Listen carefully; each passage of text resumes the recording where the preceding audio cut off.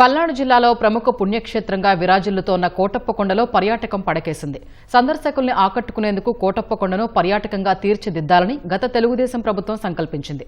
జలవిహార్ పేరిట boating, hotel గదులు, సాంస్కృతిక ప్రదర్శనల కోసం కళావేదిక అందుబాటులోకి తెచ్చింది.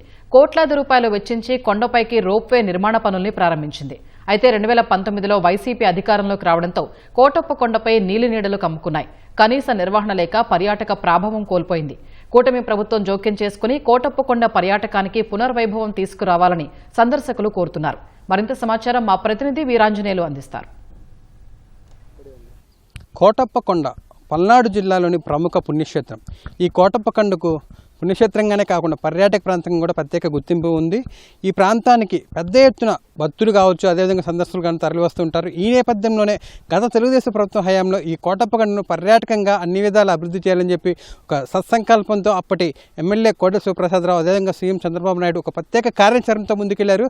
అందులో భాగంగానే కోటప్పకొండ దిగువ భాగంలో ఉన్న మెట్ల మార్గం వద్ద ఉన్నటువంటి ప్రదేశంలో జలవిహార్ని ఏర్పాటు చేశారు. చూసినట్టయితే జలవిహార్లో బోటింగ్ ఏర్పాటు చేసి ఈ గుడికి అదేవిధంగా ఈ ప్రాంతానికి వచ్చే భక్తులను అదేవిధంగా సందర్శకులను ఆకర్షించే విధంగా బోటింగ్ ఏర్పాటు చేశారు. ఆ బోటింగ్ ద్వారా చక్కటి వాతావరణంలో, ఆహ్లాదకర వాతావరణం, పచ్చటి వాతావరణంలో ఇక్కడికి వచ్చే పిల్లలు, కుటుంబ సభ్యులతో అందరూ కలిసి చక్కగా ఆ బోటింగ్ చేస్తూ ఈ పరిసర ప్రాంతాలను ఆస్వాదించే విధంగా కూడా ఈ ఏర్పాట్లు చేశారు. అయితే కాలక్రమంలో కూటమి ప్రభుత్వం తర్వాత వైకాపా ప్రభుత్వం అధికారంలోకి రావటం ఈ ప్రాంతాన్ని పూర్తిగా విస్మరించడంతో ఈ బోటింగ్ అనేది పూర్తిగా నిలిచిపోయింది. అదేవిధంగా ఈ కోటప్పకొండ దిగువ ప్రాంతం నుంచి స్వామివారి దగ్గరికి వెళ్లేందుకు రోప్వే నిర్మాణం కూడా చేపట్టేందుకు అప్పట్లోనే చంద్రబాబు నాయుడు ఆధ్వర్యంలో పనులు కూడా శంకుస్థాపన జరిగాయి. పనులు కూడా ప్రారంభించారు. దాదాపు 10 కోట్ల రూపాయలు వ్యయంతో రోప్వేని కింద నుంచి పై వరకు కూడా భక్తుల సౌకర్యార్థం ఏర్పాటు నిర్మించేందుకు కూడా తలపెట్టారు. పనులు కూడా ప్రారంభించారు. మనం చూసినట్టయితే ఆ రోప్వే పనులన్నీ ఎక్కడికక్కడ నిలిచిపోయిన పరిస్థితి కనిపిస్తుంది.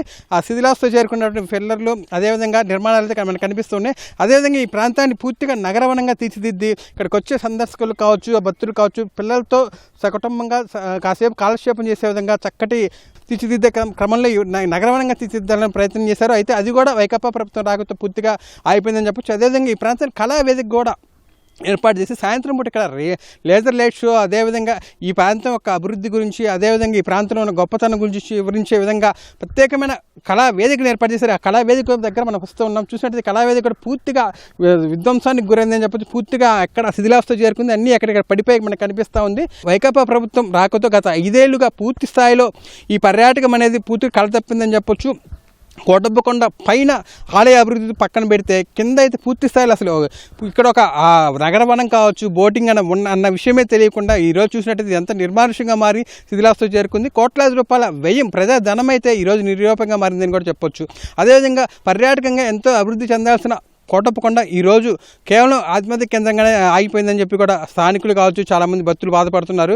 కూటమి ప్రభుత్వం రాకతో మళ్ళీ ఈ కోటప్పకొండకు మంచి రోజులు వస్తాయని త్వరలోనే రోప్వే పనులు ప్రారంభించి, అదేవిధంగా ఈ బోటింగ్ని తిరిగి ప్రారంభించడం ద్వారా పర్యాటక శోభ తిరిగి సంతరించుకోవాలని చెప్పేసి సందర్శకులు పెద్ద ఎత్తున ఈ ప్రాంతానికి తరలి వచ్చి ఈ ప్రాంతం పర్యాటకంగా అన్ని విధాలు అభివృద్ధి చెందాలని చెప్పి కూడా వారంతా కోరుతున్నారు.